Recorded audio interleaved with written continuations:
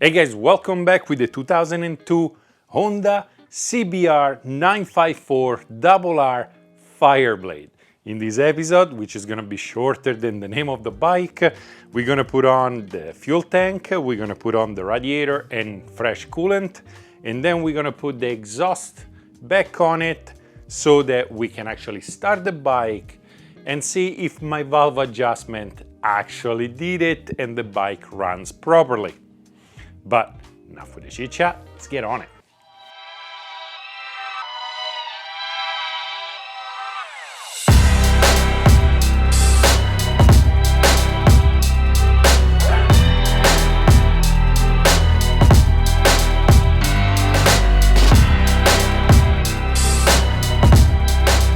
While you guys weren't looking, I actually put the undertail back on so I could actually put all the electrics and the battery back on the bike. Didn't connect it yet, we'll connect it later, but it went somewhat like this.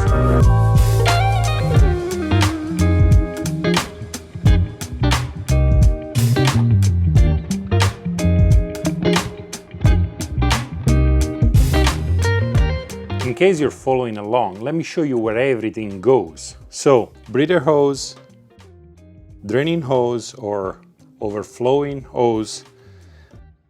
This one is for the return fuel, and this one is the fuel going out. And then you have this, which is the electrical plug for the fuel pump, which is down there. Now that you know where everything goes, let's put it on.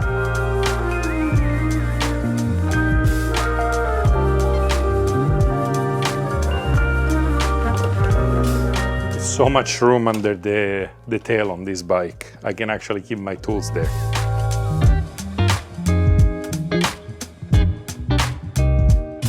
Now that the fuel tank is back on the bike, hopefully installed properly, and with the brand new fuel cap over here, which I like quite a bit, it's time to put everything else back together to get the bike running. So let's start putting the new studs back on the block and install the exhaust system.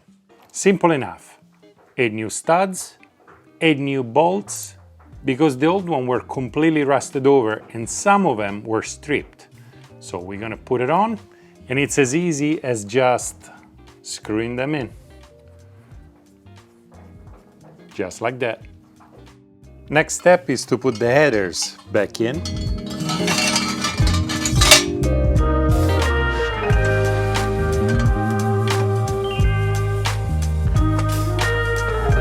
The only thing to remember here is that both nuts need to be tied together because the plate needs to push evenly in. And that's about it. Remember to put the gasket back down there. And this gasket is multi-directional and can be put in any way. It's gonna work no matter what. So let's put it on. Finally, the exhaust is back on the bike, and this exhaust, which is the OEM untouched, looks awesome. If your exhaust looks like this, please do not wrap it. So this is not a Ducati, this is a Honda. The heat will flow away. The heat shield doesn't really do much. If you want to do something about it, I suggest doing a ceramic coating on it. But other than that, this is much better. But moving on, it's time now to install the radiator. It's been somewhat cleaned and made sure that there is no sediment in it or anything. So ready to put back on. To put this back on, easy as it gets. You slide this grommet, rubber grommet here, into this. And then 2 bolts, one up top, one on the bottom, but let's do it. Let it loose, let it dangle. Time to plug in the radiator fan, like that. And then, as you push this back, put the hose where it belongs. There we go. I'm not gonna put this on yet. What I need to do is grab the rest, the second bolt, and put it in. Once all the hoses and all the bolts are on, we'll go around and properly tie all of them. For now, that's good enough. On this side, we have 3 hoses to connect. Obviously, the first one is the big one that goes over here. And then we have the return, which is over here and goes to the middle one. And then we have the overflow, which is the smallest one and goes from the top all the way back down to the reservoir. Time now to start tying up pretty much everything. So the hoses, this one is good, that is good, that is good. Gonna go on the other side and do that. And the bolts.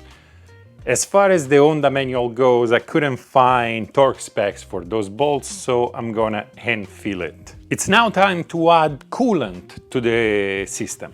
Now, obviously, you add the coolant through the radiator opening. The procedure says to put coolant in here really slowly so that there is the least amount of air trapped in the system. Once you have all the coolant all the way to up to here, at that point you can actually add coolant to the reservoir back there and bring it between min and max. Once you've done that, you run the engine for about 2 minutes at idle, and then we let some of the bubble come up. Once you're done that, you refill this if needed, check the coolant one more time, then run the bike 2 to 3 minutes, blipping the throttle to around 5,000 RPM here and there, and that, according to Honda, will get rid of all the bubbles in the system. Then you run the bike again for 2 to 3 minutes or until it gets to actual temperature, blipping the throttle to around 5,000 RPM so that all the bubbles come out of the system. Then obviously top off if needed, and you're done. Now, in my case, I don't know if the bike runs yet, so I'm just gonna add fluid in here, bring it up to the level. I'm gonna add fluid to the reservoir as needed, pump the hoses here and there, and finger crossed, because the next step is gonna be to actually see if the bike runs. So if the bike runs, we'll go through the rest of the procedure, but for now, let's put some coolant in. Oil has been added, coolant has been added, new battery, valve clearance check is being done, so I guess the only thing to do now is to try to start the bike, and finger crossed, but let's lower it all the way down, let's open the garage door and give it a go. I'm really not sure what's going to happen. First time the bike is back together, fuel tank is in there, I redid the fuel pump, not sure if I did it right, so kind of nervous. All right, so far so good.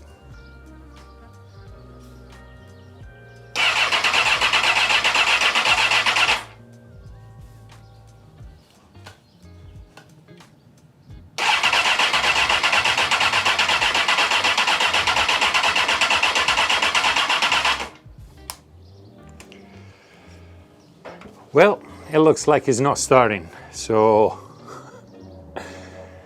let me do some troubleshooting and we'll see what's going on. There are only 3 things that will prevent an engine, a combustion engine, from going: air, spark, and fuel. Well, spark, we have all brand new spark plugs, I started thinking. Air, oh, there is not much going on. There is a throttle body, which is a flapper valve pretty much, and that's it. And we have a fresh K&N filter. So in my head was like, it's probably the fuel, but where to? Until I realized one thing. When I put the key on and I do this, listen carefully. You hear that noise? Well, if you pay attention on when I did it last time, that noise wasn't there. kind of nervous. And I realized it because I went and started my Africa Twin before getting back and working on the bike. And my Africa Twin, actually my TUONO as well, does the same exact thing. As soon as you turn on the key, the pump primes. As you guys can see, I've got different clothes today, or at least different appearance, is because I waited for this thing to come by. This is a fuel pump, and it's a very straightforward swap. It's literally 2 hoses in each end and a plug. There is nothing else to change. Which, on that note, if you go to a Honda dealer and you try to buy a fuel pump, they will want to sell you the whole pump assembly, which is $490 or something like that. So go on eBay, on Amazon or whatever, check the links in the description and just buy the pump itself. This is a $20 part. While you guys were not watching, since it's such a straightforward swap, I swapped the pump in and put everything back for the sake of saving times. But I haven't quite started a bike yet, so let's see what's going on. I'm gonna open up the garage door and we're gonna give it another try, and finger crossed. Let's turn this on. Let's turn this on, let it prime. And at this point, look, if it wasn't the pump, if that thing doesn't fix it, I'm gonna have to go deep into the fuel system. And I don't want to, since I just cleaned it. So, man. All right, battery is attached, that is done. Gas.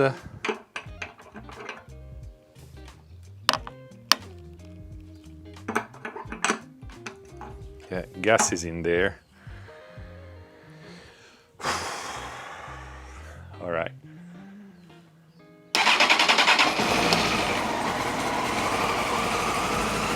Yes!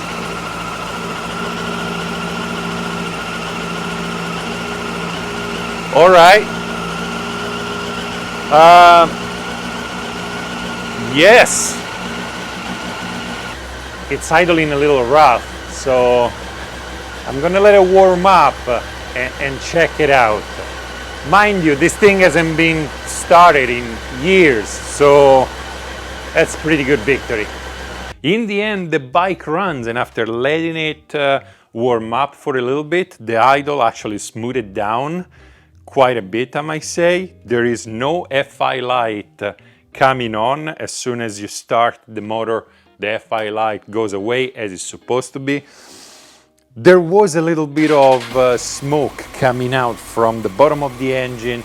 Almost had a heart attack. Then I checked, and it's just because apparently there was some oil on the exhaust system burning out. So big relief over there. The fan comes on. Everything seems to be working properly. So now the real work is gonna start with the wheels, the forks, the braking system, the drivetrain, and on and on and on. So more video coming out. On that note, thank you very much to my patrons. You guys are the best.